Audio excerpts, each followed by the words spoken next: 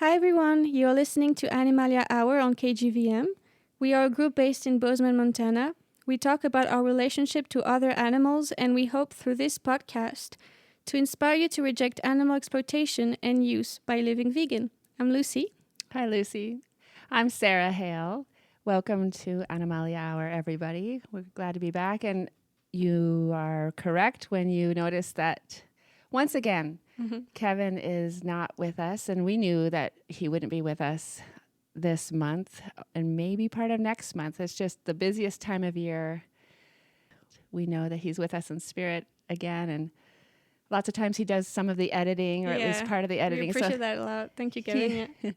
He's still involved, and we will be excited to have him back in a few weeks. So today we thought we would talk about the special time of year we're in. It's a very interesting time of year. Do you like winter, Lucy? Yeah. You like December? Sure. Like, I am definitely a summer girl. Yeah. 100%. I love summer. I would be happy if summer was at least twice as long as it is. I do like the changing seasons, and I can, intellectually appreciate the beauty of winter. And I know everybody says if I was into skiing or snowboarding or something like that, I would love winter. And maybe I would, and maybe I should try that one day. But yeah, I'm a summer girl. But it is a beautiful time of year in its own way. And December being the last month of a year, of a calendar year, really tends to lend itself to just a time of reflection and looking back over the past year, everything that's happened.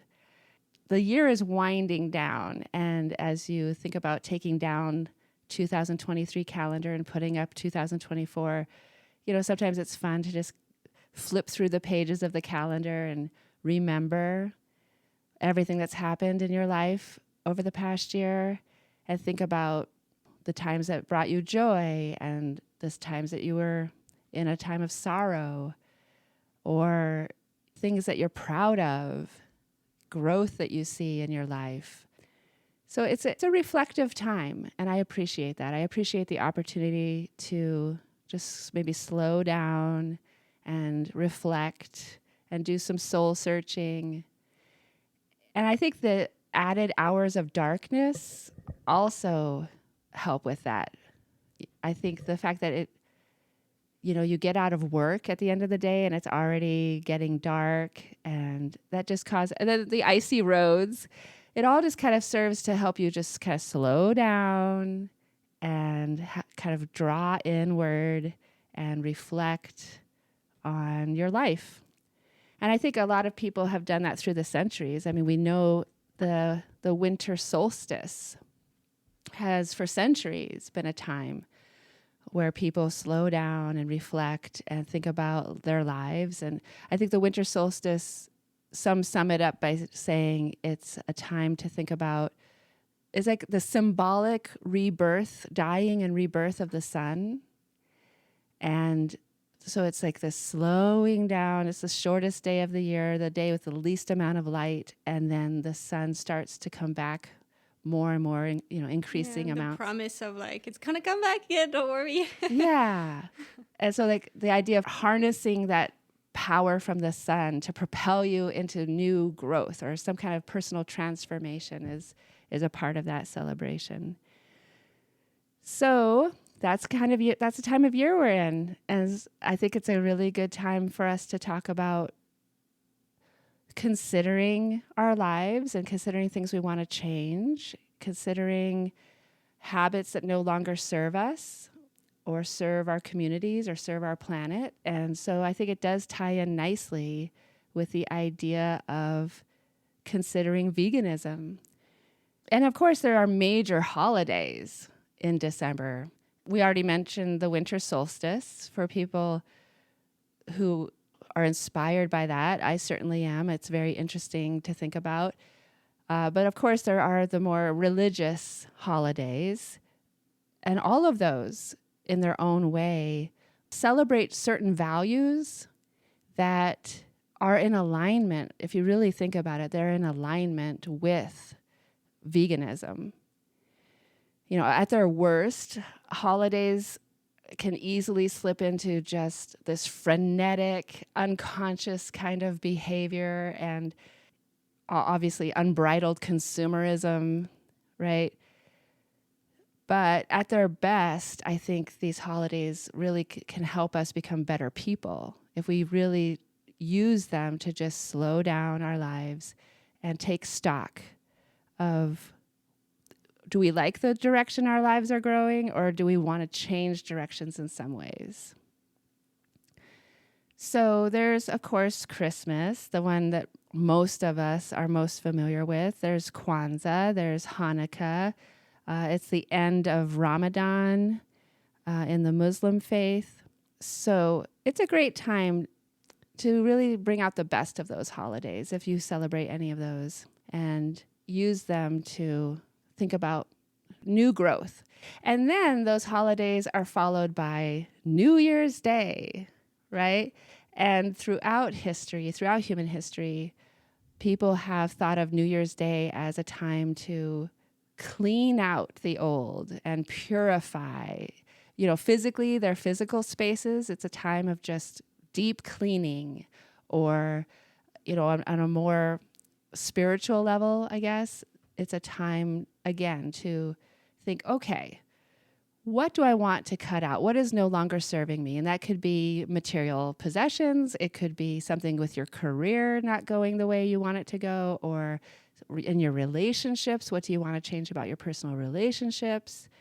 Or just habits that you have fallen into that are not good. And it's a time to think about, what do I want to bring into my life? What practices, what habits can I bring into my life? And some people, as everybody knows, some people make New Year's resolutions. Like, I commit to make this specific change.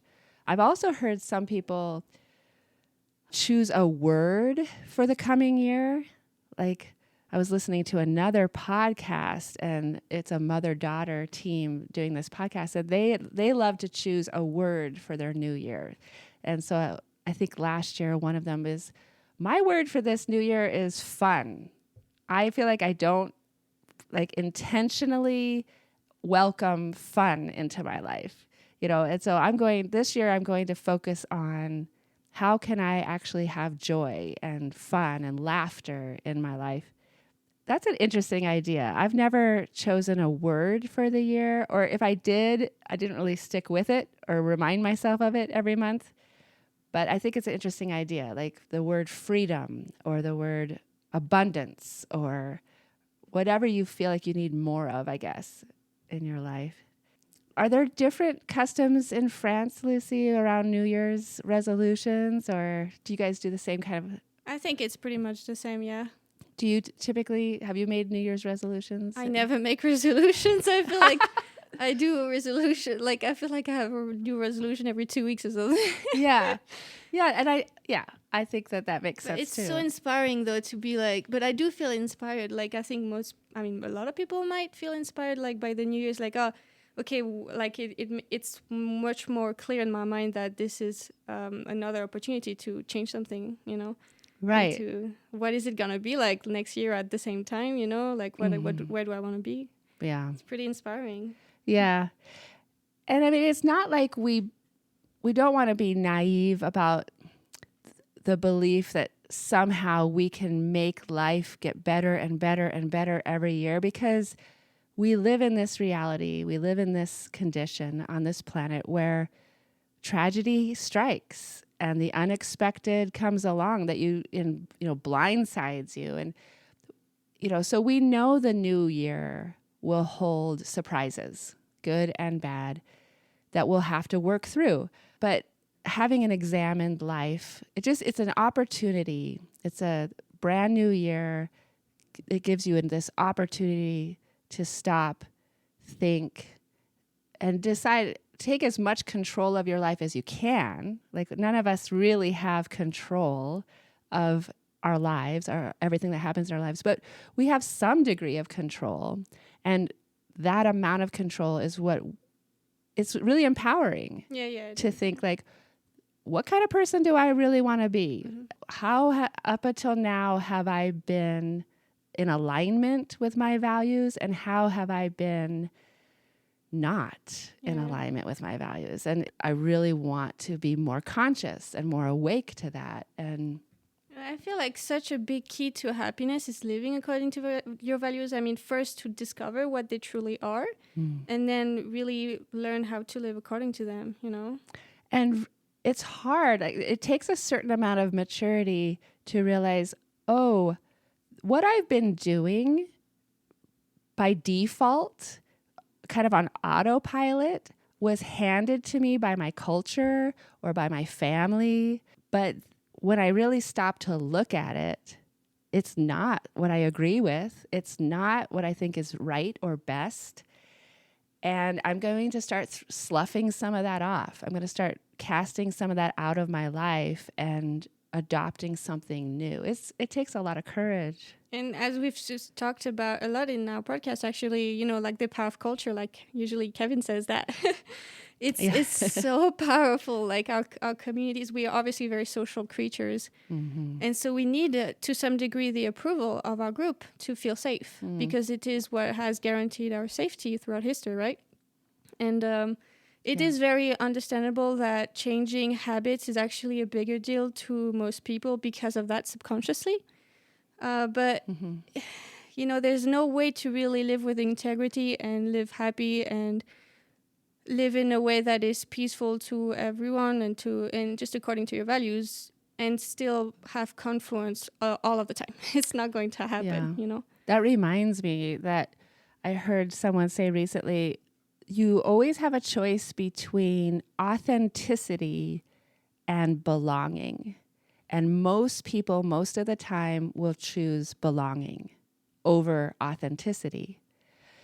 But the point they were making is when you choose belonging and you turn your back on your authentic self, the people you belong to don't really belong to them. Like, exactly. They're not getting the real you. So you don't really belong to them anyway. Yeah. Whereas if you can choose authenticity as much as you possibly can, as much as you have the strength and the courage to do that, then when you do find your tribe, when you do find someone that you could belong with, they're getting the real you. Exactly. So, yeah, I do appreciate this time of year that it gives us the opportunity to have these kinds of thoughts and take the time. And, you know, I tend to journal. I know you journal, Lucy. Not anymore. Oh, you don't? Okay. But it's a great habit. It's a great habit. Yes. I mean, yeah, to take the time to journal, I think really helps us get back in touch with what's going on for us, what we're feeling, what our true desires are, our dreams, our hopes, you know, the things that are causing us to suffer. It really, just putting it out on paper is one way, I think, to take advantage of this time of year and really reflect. Of course, meditation. Some of us do prayerful meditation to help us with that as well. There's probably a lot of things. Going for a walk out in nature can help us get back in touch with our true selves too. I wanted to add something. Something I think is key also to these holidays is definitely the communal aspect, like turning back to your community and just like cherishing the relationships you have and nourishing them, spending quality time together, etc.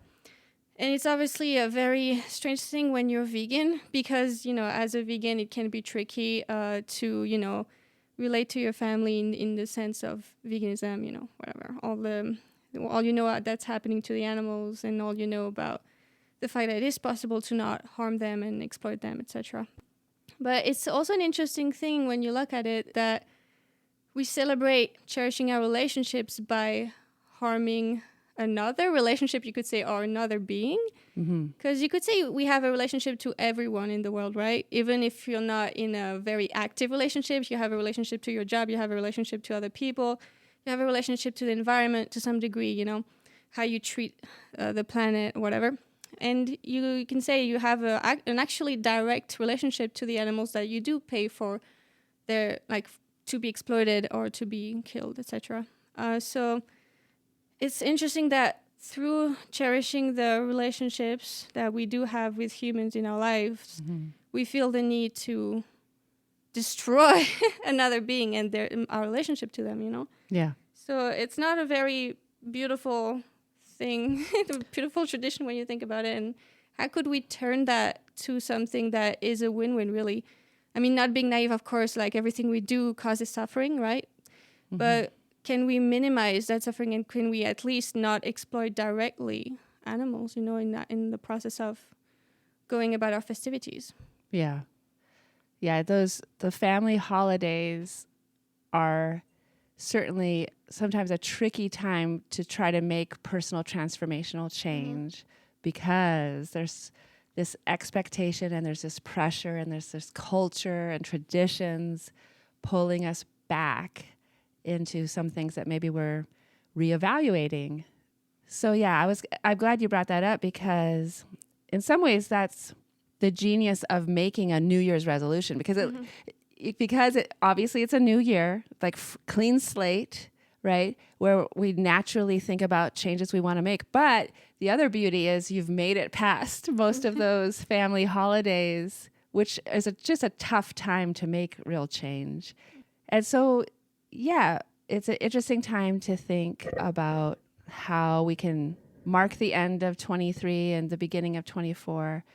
And of course, the suggestion that we would like to offer our listeners is to consider that your word for 2024 can be veganism or vegan, that your New Year's resolution can be a commitment, transition to the vegan lifestyle and adopt a whole new set of values, or maybe realign with your truest values. I feel like most people's values align with veganism, but they don't really necessarily act according to these values.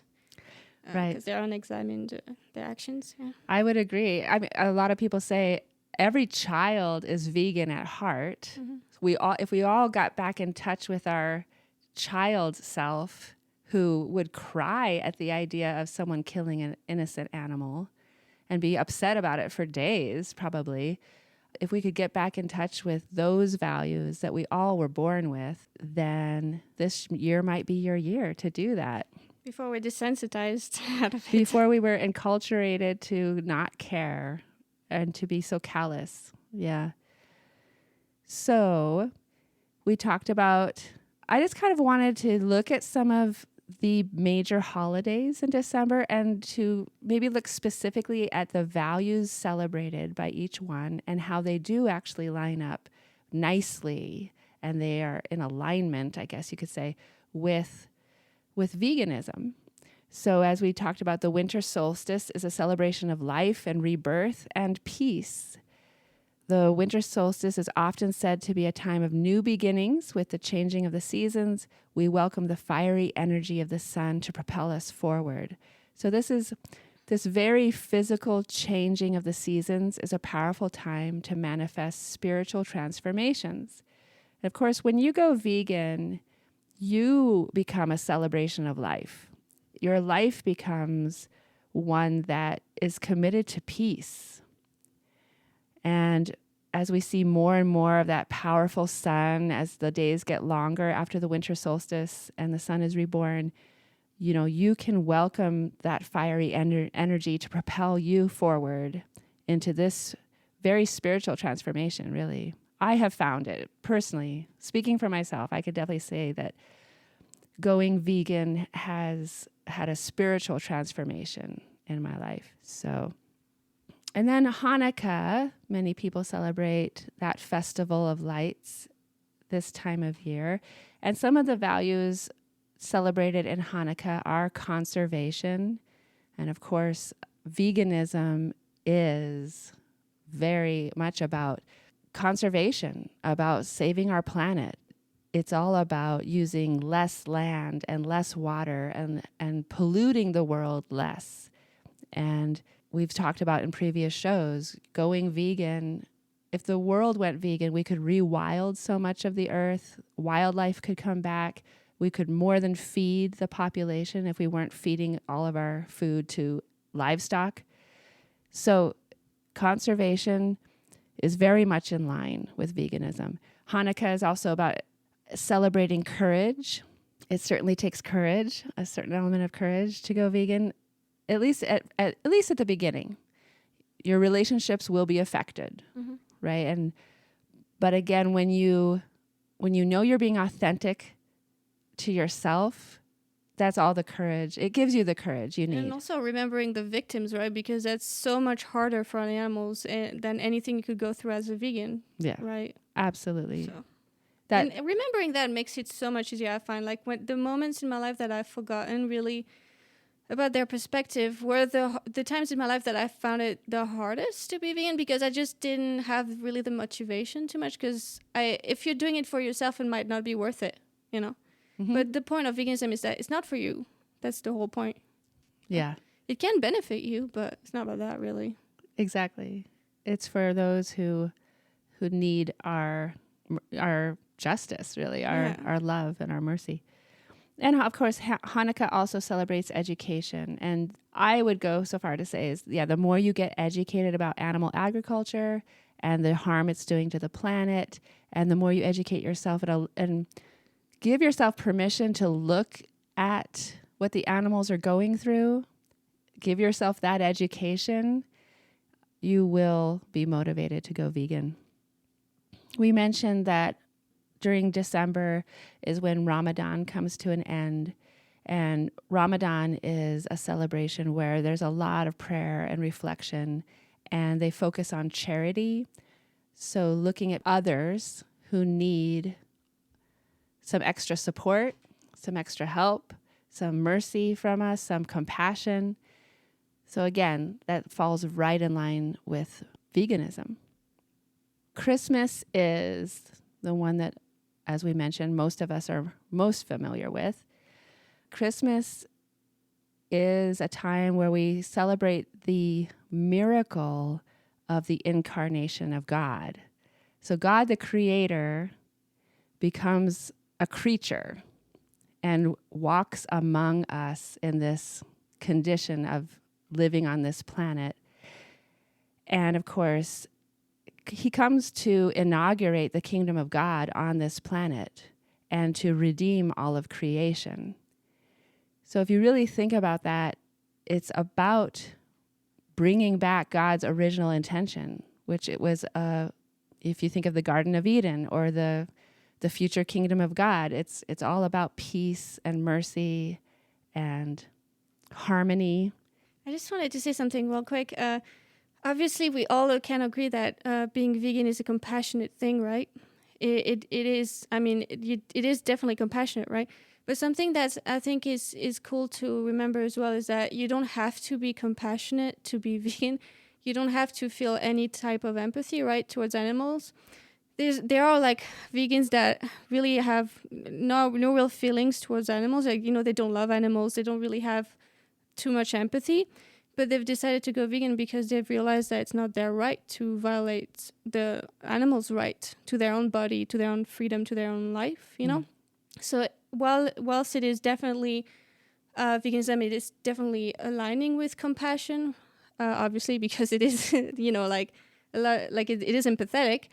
You don't have to be compassionate. It's not necessarily about compassion. You know what I mean? It's really subtle, but I think it can be helpful for people who might not feel very close to animals. Mm-hmm. It's not really about who you like. It's not like you have to like someone to not harm them or to not exploit them. You just have to realize that it's not okay, you know? Right. Yeah. More from like a justice perspective, like it would be out of alignment with myself to deny another being their own rights. Yeah. And even if it wasn't, it's like, do you have to, do we have to, do we expect someone to have to care about the person that they want to murder if you want to murder someone or if you don't care about them, it doesn't matter how you feel about the victim, really. Mm-hmm. You know what I mean? Like it's just not okay. Yeah. But it is true though that for most people, it would not be aligned with their own values, because most people are not psychopathic, or they're not like in the sense of like they're not, they do care about the suffering of animals and justice and things like that. So it is true in that sense as well that, wouldn't be in alignment with them. Mm-hmm. Yeah. Yeah. One more note about the values of Christmas.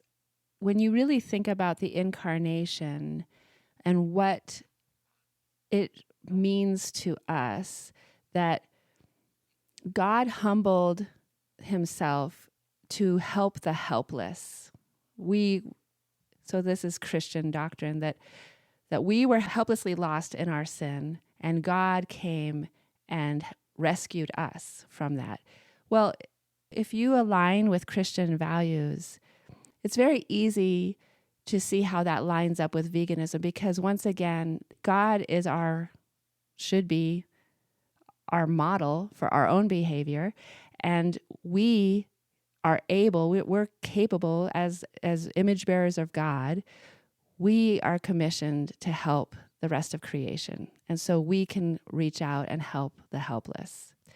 So I have found that veganism is very consistent with my Christianity. Before we leave the subject of Christmas, I think this is a good time to mention that if you are a Christian and you go to churches, you will probably hear someone mention different charities that gift farm animals to especially third world countries as like a Christmas charity. And of course, at first glance, it could look like you're really gifting people, you're really blessing them by giving them a farmed animal. But more and more people are coming out saying, you know what, there are a lot of problems with giving these impoverished communities a farmed animal. So one person in particular that I was looking at this morning is Jane Goodall. She is saying that it's a very dangerous concept. Some of them are called, Give a Goat initiative or whatever. She's saying that's a very dangerous concept, and it merely adds to the problems of hard-pressed communities because of the drain on limited resources the animal represents. So if you think about it, a lot of these communities already have food scarcity, and they already have water scarcity. As a result, I'm just reading from this website about the problems with gifting animals. As a result, farm animals are bought in great numbers by generous donors. Unfortunately, this can result in unintended consequences. The animals must be fed, and they need a lot of water. And in so many places, water is getting more and more scarce thanks to climate change. And of course, veterinary care is often limited or totally lacking.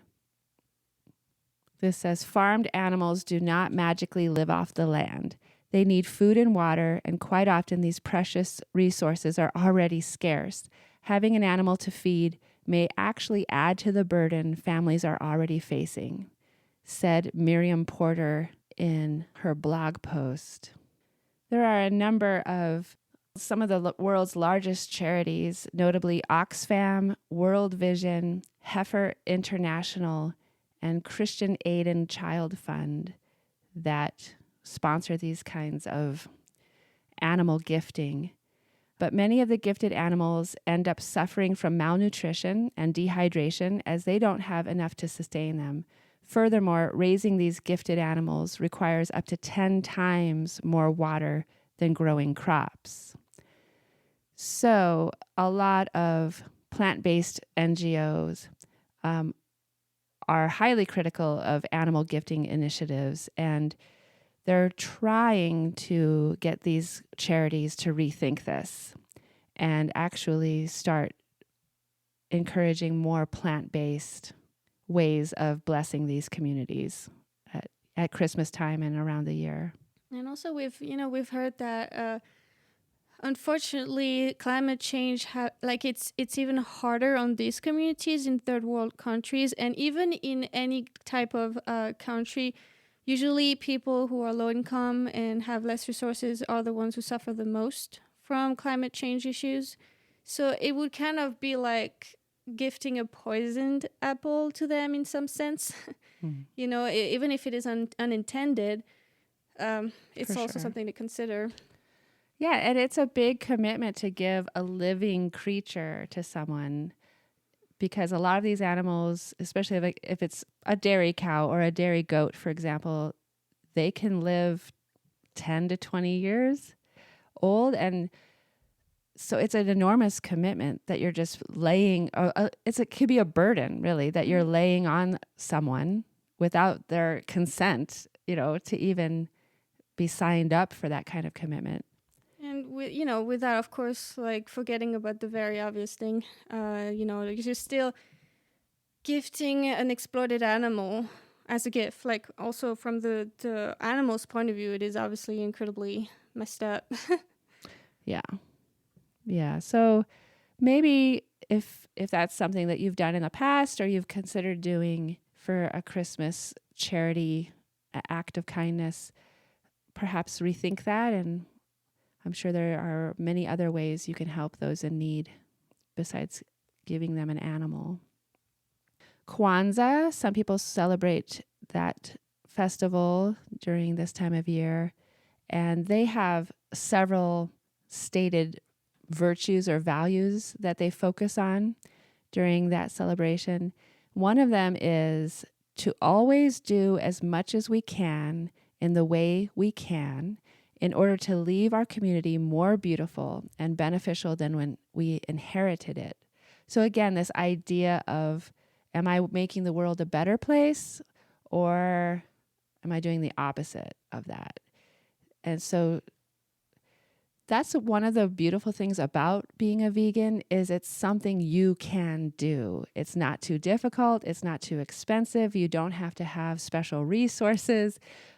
It's something every day too. It's every day of the year. And yeah, as long as you have access to a supermarket in this country, you can be vegan, and it's more and more easy every day. Something that's really empowering as well to know is that there've been a lot of estimates. That's why the range is a little large. But a vegan, it's been estimated that a vegan saves between 30 to 600 lives per year, just because of not adding to the demand. That's pretty much what people eat, or like the secretions, like how many animals they exploited for their secretions and killed for people. So in a year, that's just 1 year. That's amazing. What was the number again? Between 30 to 600. So it depends on whether you're like, eating a larger animal, or if you like, for example, eating a fish or their secretions. Yeah. Yeah, that's pretty inspirational. Yeah, I found that so empowering when I learned that. Also, I think we kind of forgot to also mention, while we're still, talking about gifts, because all of these holidays, we express our love through gifts often. It's that a lot of animals are gifted to people during Christmas. And there's a big problem with that. Obviously, like we mentioned with farmed animals, it's a big commitment to kind of put on someone. It's like a 10 to 20 year commitment, for example, for a dog. And what we see is that a lot of animals that are gifted at Christmas are actually found in shelters in like the next year, things like this, because these people never really signed up for it. And it is a big commitment. It's it's kind of having like a child. You have to go to the doctor when they're sick. You have to really make sure that of their well-being, And while adopting is a very important thing that people need to do more, hopefully, it's still a big investment, and you have to make sure that you can be a good animal parent, So maybe avoiding to do that. And also, it's a strange thing because people might get these animals from breeders, for example. We all know the problems that come with breeding animals, dogs, etc. Obviously, these are not very just places, and you really don't want to pay for this industry to continue. But even if you were to get an animal from a shelter and gift the animal to someone else, it's still a little bit. It's a strange way to look at an animal. It's like kind of seeing them as an object that you give someone. It's like, I'm going to adopt a child on your behalf, and I'm going to give you the child. That doesn't make too much sense when you think about it. Yeah, to look at an animal as a gift can start to feel like it's like an accessory. It's like a toy. Instead of remembering this is a living, breathing, feeling individual who has desires and who has needs, and should not be something that you do flippantly, for sure. And they're quite dependent as well. Mm-hmm. So we know that the idea of deciding to go vegan can be daunting, overwhelming for a variety of reasons. I do want to point back to our last episode where hopefully if you heard that, we at least put to rest any fears you might have around, will I get enough protein? So our last show was all about dietary plant protein and how if you start eating a plant-based diet, not only will you be getting an adequate amount of protein, you will be getting the type of protein that's actually good for your body and doesn't cause extra abnormal growth, cancerous growth, things like that, that dietary animal protein does. It won't clog your arteries like dietary animal protein does. So if you're interested in hearing that, definitely go onto YouTube to Animalia Hour. Or Spotify and listen to our last show, which was on where do you get your protein? And of course, you don't have to take our word for it. There's many plant-based medical doctors like Milton Mills, Dr. Neil Barnard, Dr. Greger, who are medical doctors who will help you with understanding and not being worried about things like where do you get your protein on a plant-based diet. And you can always check out in that episode, we cited other organizations based like a lot of studies. I mean, they based their stance on a lot of studies. So that could be as well a good thing to look at if you're interested. Yes. But we do have more good news for you. If your heart has been talking to you about considering being a vegan, or at least exploring that possibility for 2024, we would want to introduce you to Veganuary. If you don't already know about Veganuary, we wanted to make sure that you know about it. Veganuary started 10 years ago. So this January 2024 will be the 10th anniversary of Veganuary. It's actually started, the first one was in January of 2014.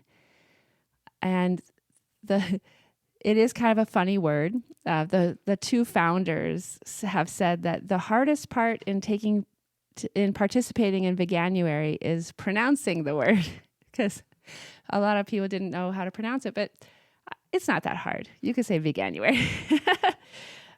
But it was founded by a couple in England, Jane Land and Michael Glover. And they very much have the vision for Veganuary of creating a vegan world. They are unapologetically trying to get the whole world to go vegan. And they just decided that maybe it's a good idea to, have this month where we encourage people to go vegan and see how they feel. Both of them had day jobs. They were both working other jobs when they founded Veganuary. They literally had the idea at their kitchen table one day and started working on it. And now it's huge, especially in England, but it has been growing every year since.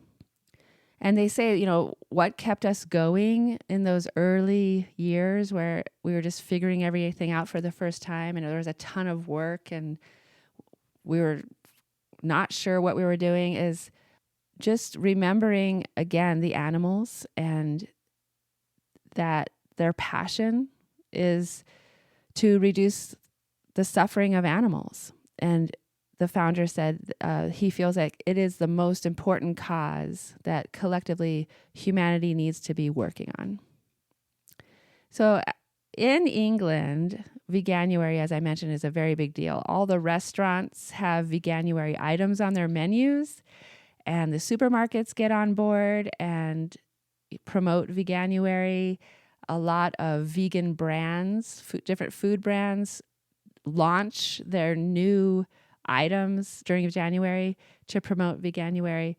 So it's very, very big in England. Probably not as big yet here in the United States, but it's growing. It's growing a lot.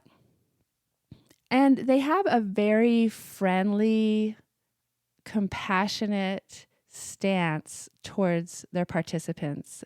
They kind of have this idea like, oh, everyone you meet is a future vegan. They just don't know it yet. And it's kind of an amazing idea. It's brilliant timing, as we mentioned, because it's the new year. It's time for people to make New Year's resolutions and try to be a better person or be healthier.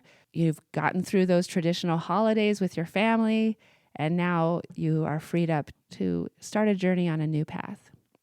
But they're very non-combative in their approach. They're very supportive and very encouraging every day of the month and beyond. So if you sign up for Veganuary, it's free to sign up. I actually signed up this week just to experience it. And I'm excited to talk about what I've experienced so far. But I do want to mention it is global now. Veganuary is around the world. Last January, they had more than 629,000 people sign up and participate from 228 countries and territories.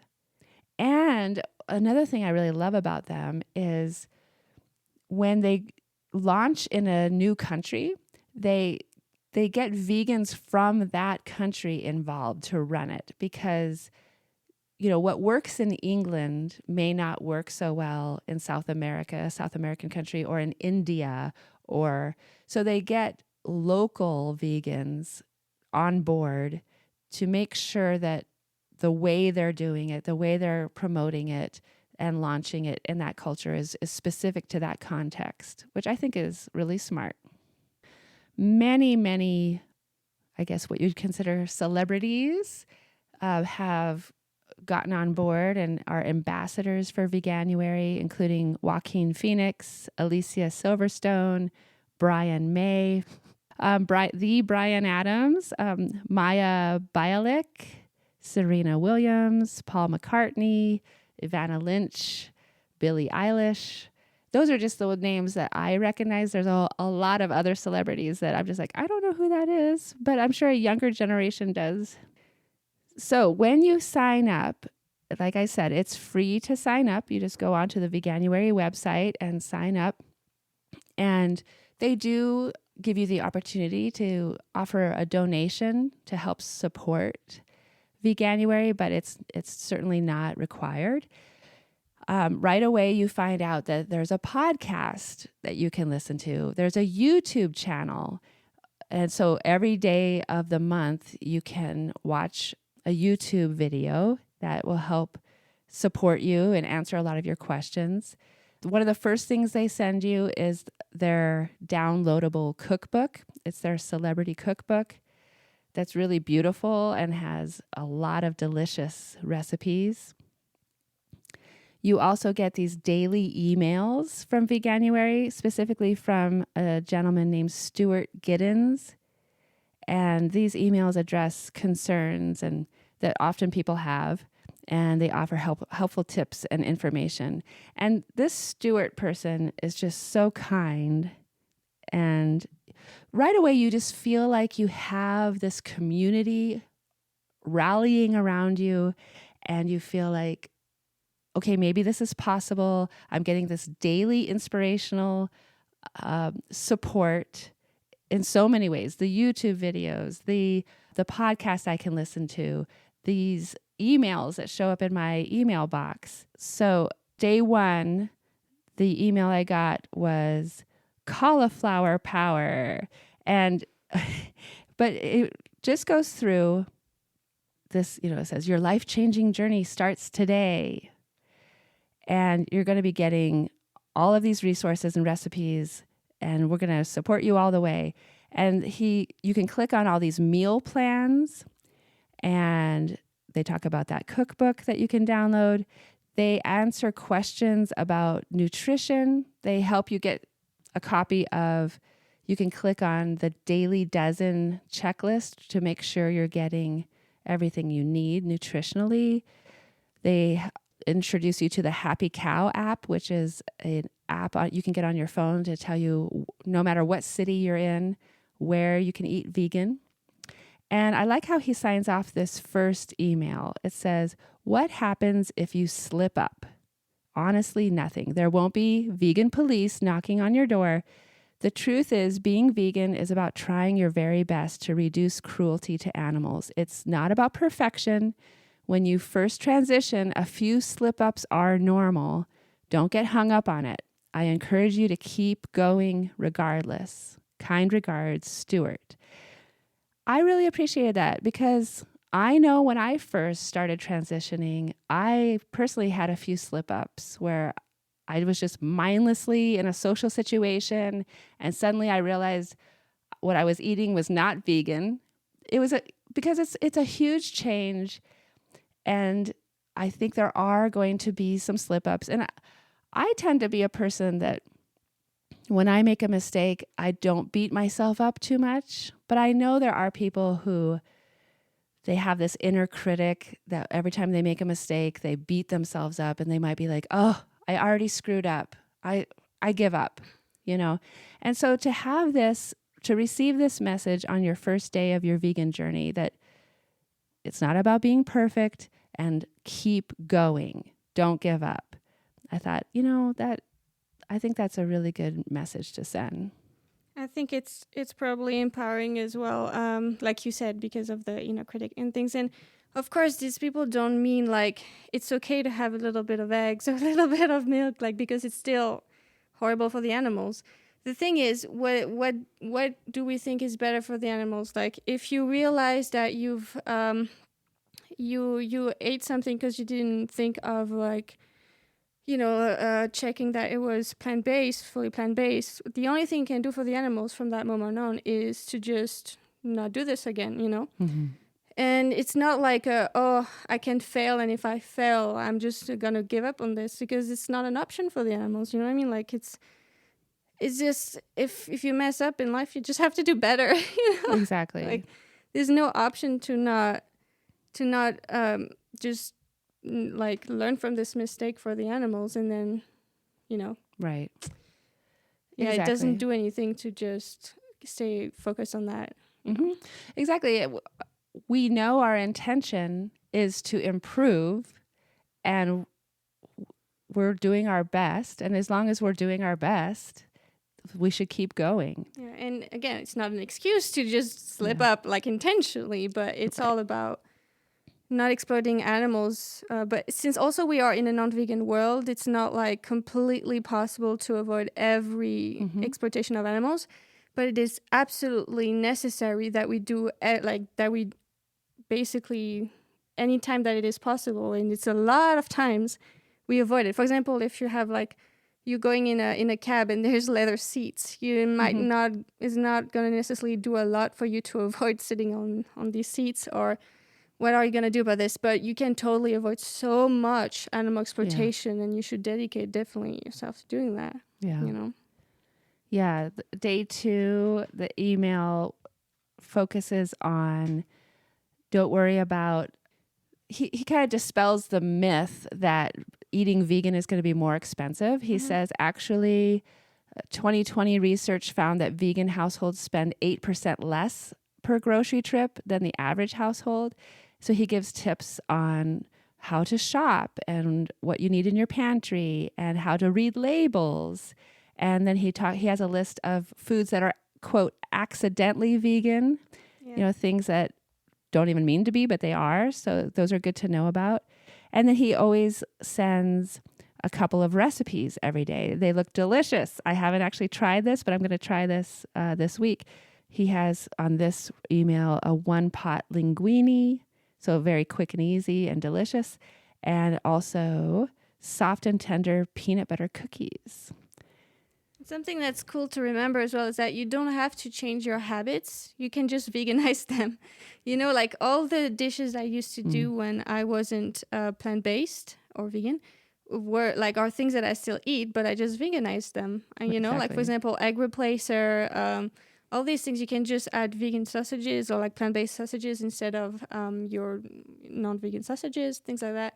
And they really work hard, these plant-based companies, at making foods that are healthy, but also taste very similar or the same. Sometimes it's too much for me; it's too similar. Very similar. Yeah. Yeah.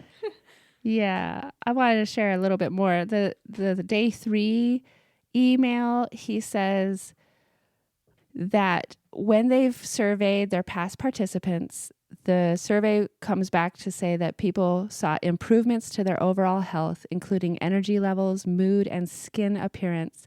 He said, but you might notice some other differences too when you first go vegan.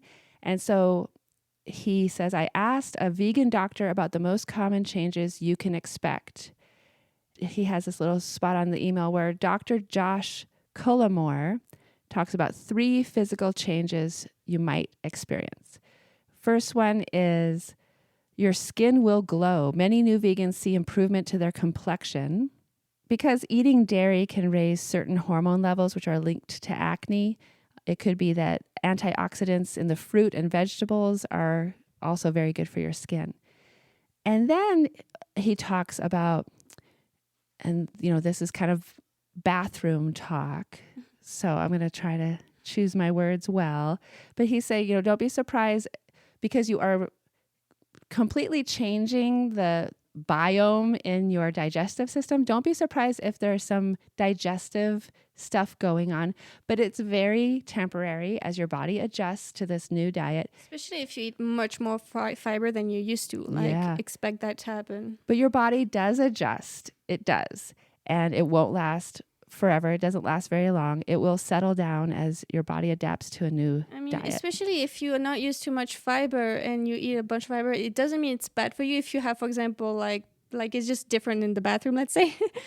It means you're just not used to it, but it is very good for you. You just might need more fiber, and you're just absolutely. adjusting. Yes, you're giving your body exactly what it really needs. It does take a moment of transition as it adjusts. One of the emails talks about plant-based milks and their different impact on the environment, which it shows them up against how dairy milk affects the environment in terms of emissions, land use, and water use. And so you can see right away that plant-based milks have a much smaller impact on the environment. And there's 17 now. There's a crazy amount of plant milks you can choose from if you don't like one, Oh, yeah. There's so many different good plant-based milks on the market now. So I really appreciate about Veganuary that it's so supportive and it's so positive, and you do feel like you have this community around you. Part of it, I think. Yeah. Of course, their goal is not to say just try it for a month and then it's fine if you don't. It's not really the message. It's really to help you get into the habit, to have support while getting into this change in your life. But of course, for any day that you will not be live vegan and that you will choose to exploit animals, they are at the other end of this choice. There are individuals that have to be enslaved, exploited, and killed for this. So of course, not being vegan is not really okay any time, right? But this is a good opportunity to start getting into these new habits, because for you it is a new habit, definitely. So also something that I wanted to talk about is that as much as this may help make people feel better, because it makes them feel supported, it makes them feel like they're not alone, and it's less hard and just guided in all of this. At the end of the day, what makes it very much easier on the person to be vegan and live vegan is that it's not about us actually feeling good. It's about the animals. Because think about it, how many times have you tried a diet or tried to exercise, for example, and you've bailed on it because it was not such a high stake necessarily? If it is because you know that someone on the other end of that is going to literally be killed for you on your behalf, and exploited, like suffer a horrible life for you in that sense, it just becomes very clear that it's always going to be so much easier for you. Anything you might face as a vegan, the social pressure, just name it, is so much easier for you than it is for them. And I found that personally, and I've heard that a lot from other vegans, that it's always like the people for whom it is easy to stay vegan are the people who remember who it's for, really. Even if it is good for the environment and good for your health, yeah. So we're gonna read you some quotes that we found pretty cool. This is something that Ivana Lynch, the actress who's also an ambassador for Veganuary, has said. She said, "We don't need to eat animals to survive and thrive. You can live a full, happy, healthier, and abundant life as a vegan. The animals deserve respect and compassion. I think we all know this in our hearts. And we just have to make compassionate choices." Yeah. And of course, remembering that Veganuary is very much focused on food, the food aspect, because it's such a big part of like how we exploit animals. But of course, this also extends to going to zoos, like wearing leather, things like this. And you can change these things in your life, and it doesn't have to be an overwhelming all of a sudden thing. You can learn about it. But yeah, anyways, it's something that's cool to remember as well. And something that I'd like to add as well is a quote from Rumi. "If everything around seems dark, look again, you may be the light." Yes, and this time of year, as we're lighting candles, because it's so dark, and because to help us celebrate our holidays, remember that we can be the light. We can be the light in this dark world. So please consider for your New Year's resolution or for your word of the year, word of 2024, to go vegan. Veganuary is there to support you. And I think you won't regret it. In fact, our biggest regret is we didn't go vegan earlier. Exactly. And who else is going to make the change happen if not us, Yeah, we can do that. We can make positive change for ourselves and for the entire world. So thank you for listening, everyone. And Happy holidays. Happy holidays. And we'll see you again next time. Bye.